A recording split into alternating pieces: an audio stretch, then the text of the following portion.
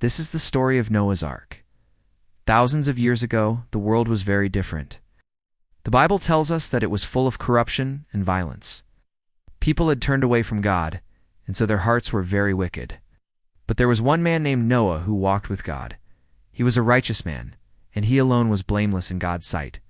And one day God spoke to Noah and told him that he was going to send a great flood to cleanse the earth of its wickedness.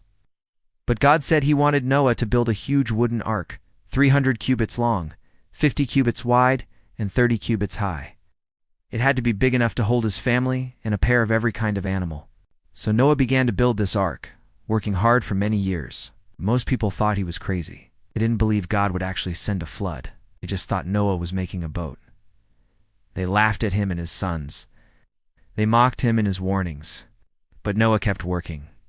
And when the ark was finished, he and his wife, his 3 sons and their wives went into the ark, along with all the animals, and then the rain began. For 40 days and nights it rained. The water rose higher and higher until it covered the earth. But inside the ark, God kept them safe.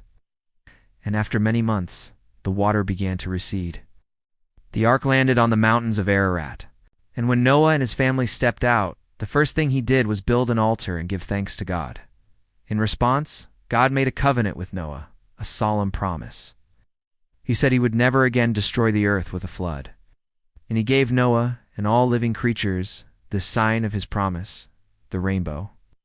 So what can we learn from this story? Faith in action. When God told Noah to build an ark, he didn't ask why. He didn't complain. He just started building. Second, perseverance. Noah stayed committed to building the ark even when others doubted him. That shows us that we should keep doing what is right even when no one else believes in us. Third, preparedness.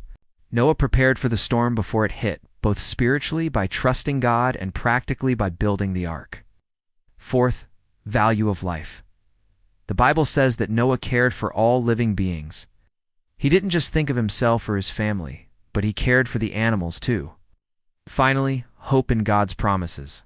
After the flood, when everything seemed lost, God gave Noah and the world a sign of hope, a rainbow. It reminds us that after every storm, God offers a new beginning. This is the story of Noah's Ark.